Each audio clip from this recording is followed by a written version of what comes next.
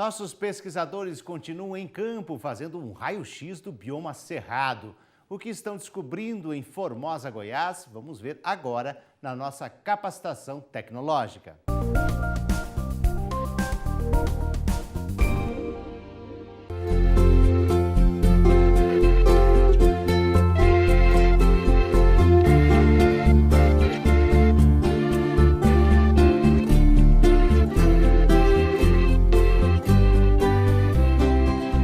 Olá pessoal, nós estamos agora em campo, numa aula prática de campo, onde vamos mostrar alguns aspectos de solos dentro de pedossequências e a vegetação constituinte. Estamos no campus de instrução do Exército Brasileiro em município de Formosa, estado de Goiás. E nas aulas teóricas nós conversamos muito sobre a interação entre solos e vegetação.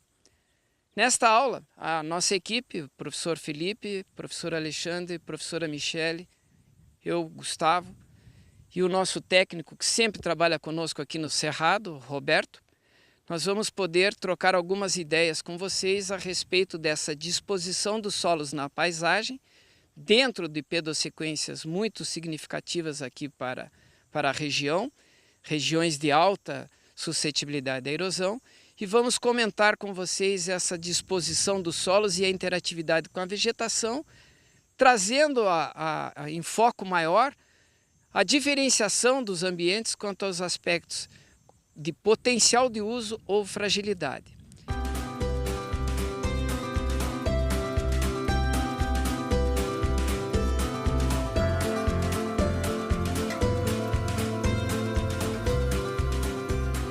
Bem, pessoal, agora, diferentemente do que foi visto na última cabeceira, nós estamos de frente a uma cabeceira intermitente, constituída essencialmente por solos minerais, e há aqui uma feição geomórfica muito interessante a ser discutida, que esta daqui se trata de uma cabeceira modelo para convergência de água. Ela é uma cabeceira, uma nascente, uma cabeceira onde a nascente está inserida numa côncava convergente.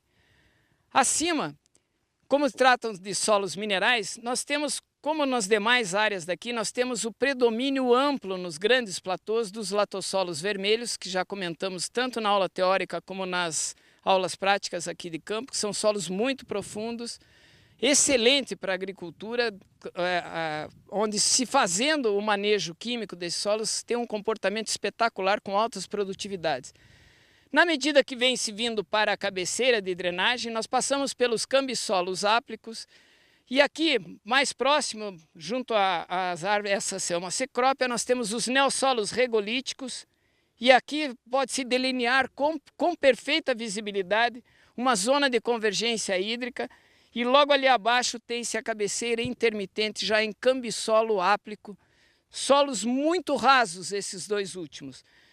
Tanto o cambissolo como o neossolo regolítico são solos muito rasos, com pouco grau de desenvolvimento pedogenético e a condição de relevo favorece excepcionalmente o processo erosivo. Ainda mais considerando as questões de solos, os atributos dos solos, que eu vou pedir aqui a Michele para fazer essa conjugação, né, Michele, por favor. Então, como o professor falou, realmente, essa aqui é uma cabeceira diferente das demais que nós vimos anteriormente. Por quê? Porque elas apresentam solos minerais, como ele falou, então eles são solos secos, mais drenados. Eles não sofrem influência de lençol freático, de acumulação de água em superfície. Isso aqui não ocorre neste ambiente. Esses solos são solos que apresentam espessura, também pouca espessura, né, Gustavo? Vindo lá de cima dos latossolos, que são solos mais profundos, nós vamos chegando aqui no terço médio, no terço inferior, a espessura vai diminuindo consideravelmente, né? E além da espessura desse solo, da declividade que favorece a esses processos que você acabou de falar, processos erosivos, tem ainda a textura desses solos, né? Que são solos que apresentam alto teor de silt, né? O teor de silt aqui chega em torno de 30% e 35%. essa fração do solo, ela favorece muito a erosão, né? Porque ela não favorece a agregação, é uma partícula que não tem carga, então ela é leve, não tem carga, então é muito fácil que a água, né, faça o carreamento dela para porções mais baixas da paisagem, né? E outro ponto, professor, que eu gostaria de mencionar aqui, é a respeito dos processos erosivos, relacionando com a qualidade de água, né? O professor Felipe falou anteriormente que o professor Jorge está trabalhando aqui também com qualidade de água, que coletou água e viu que está um pouco contaminado com coliformes fecais. Então, eu gostaria que você falasse um pouco sobre os trabalhos, né, que estão sendo realizados aqui e como é que isso pode ser minimizado, né, em âmbito de propriedade rural, porque nós sabemos que é preciso cultivar os solos na parte de cima da paisagem, mas é preciso também preservar, né, essa margem que fica para fora desses solos com boa aptidão agrícola, pensando em preservar a água. O professor pode falar um pouco disso para a gente agora? Bem, eu tenho a dizer o seguinte, que nós, como dissemos na teoria, e foi muito bem lembrado pela professora Michele, nós temos que pensar que, em realidade, nós temos os sistemas de produção e os sistemas de preservação. Dentro da preservação, dos sistemas de preservação, nós temos um sistema de produção esse de funcionalidades ecológicas. Então, aqui há necessidade de se pensar em produção de água e outras funcionalidades ecológicas. Por isso que esses produtores que trabalham com maior grau de consciência e os técnicos que os assessoram, levam muito a sério a questão da proteção da APP e, como dissemos na teoria, as declividades, a situação topográfica deve ser reconsiderada, deve haver uma atenção muito especial por parte do produtor e por parte dos técnicos para essa conformação, as formas de rampa e as declividades favorecem demais esses processos erosivos. Então, nós necessitamos e temos essa possibilidade de ter um sistema de produção com pecuária, com agricultura, ou mesmo com um sistema florestal implantado lá em cima. E aqui mais a questão das APPs, mas levar em consideração justamente a característica do relevo, a característica do solo e como fazer estabelecer uma relação com a vegetação para proteger, evitando a chegada dos fluxos superficiais que possam fazer qualquer contaminação. E aí nós temos que apostar muito na técnica, não é? Não só na técnica de preservação da cabeceira, mas na técnica de evitar o escorrimento superficial lá nos sistemas de produção também, práticas mecânicas e vegetativas muito adotadas por todos hoje e que minimizam esse aporte de carregamento de sedimentos. Eu também ainda gostaria de colocar uma situação seguinte. Esses solos, essas cabeceiras constituídas essencialmente por solos minerais, quando se pensa em fazer a recuperação, em função das drenagens serem muito distintas, como a professora Michele comentou, aqui há uma permeabilidade, embora restrita, mas dado declividade, nós não temos praticamente solos hidromórficos. Então, o regime de funcionalidade das espécies que possam vir a ser plantadas aqui são espécies essencialmente mesófilas, diferentemente do que foi na pedossequência anterior, onde mostramos que ao final dela existiam os organossolos, que você se referiu com ascensão e descensão do freático, e lá sim, nós, se fôssemos recuperaríamos com espécies hidrófilas. Aqui não, como são solos muito bem drenados e devido ao relevo, entraríamos com espécies do grupo funcional mesófilas. E para terminar de minha parte, eu gostaria de dizer o seguinte, gente, embora, eu gostaria de colocar uma informação colateral à sua. A Michele chamou muito a atenção da questão dos siltes. Os teores de silt desses solos aqui são muito elevados e isto favorece a um baixo grau de permeabilidade. Então, se observarem a relação de macro para microporos, vão ver que há uma grande, nós temos esses resultados, mostramos isso na teórica para vocês. Os microporos são, proporcionalmente, tem muito mais microporos e são poros sem continuidade. diferentemente dos poros para solos argilosos em que há uma continuidade dos poros. Então, o regime dos silts favorece a um volume de poros, muitos deles descontínuos, proporcionando a erosão que nós comentamos.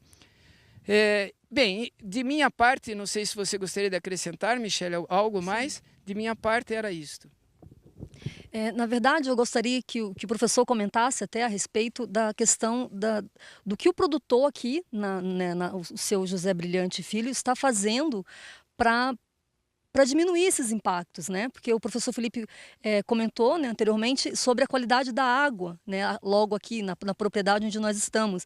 Então, com essa parceria, né, que o produtor fez com o projeto, né, ele está favorecendo também a parte ambiental. Ele faz a produção dele lá em cima e aqui embaixo nós estamos fazendo esses experimentos, né, como eles explicaram, como você também explicou, que tem essa função, né, de segurar esse sedimento, segurar essa água e quem sabe, né, mais na frente esses resultados, né, sejam mais favoráveis, sejam uma água de melhor qualidade, né? Por quê? Porque ele está preocupado com o que está abaixo na encosta.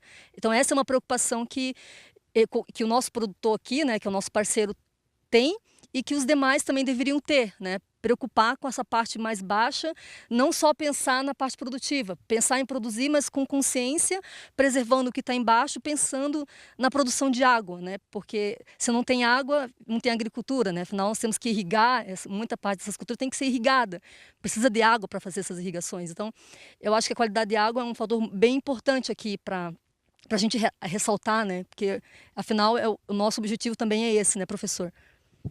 Bem, isso eu posso dizer que foi uma das grandes motivações e satisfações do projeto, porque no que entramos em contato com o Neto, que é o filho, neto e o genro, o neto, filho do senhor José Brilhante, e o Adriano, genro, nós comentamos sobre o projeto e eles do que faríamos aqui na propriedade, e ele prontamente já entendeu a mensagem, já entendeu o recado do projeto.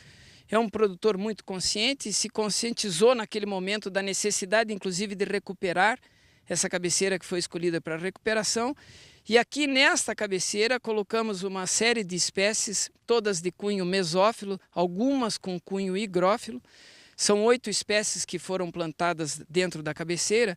E todas elas nós estamos agora fazendo essa mensuração, esse monitoramento do desenvolvimento das espécies, justamente para prover essa rugosidade em volta da cabeceira de drenagem, minimizando os efeitos de escorrimento superficial ou da erosão. Então, para nós técnicos é uma satisfação sempre muito grande encontrar produtores com alto grau de sensibilização e disposição a aprimorar a técnica dentro da propriedade rural. Eu acho que é isso mesmo. Então, pessoal, nós estamos terminando por aqui nosso recado que nós poderíamos passar de solos. Esperamos que vocês tenham gostado da prática e relacionem profundamente com as informações teóricas. E qualquer dúvida vocês têm nas aulas, vocês têm os nossos contatos. Teremos imenso prazer de trocar informações e dúvidas com vocês a qualquer momento. Muito obrigado e até uma próxima aula.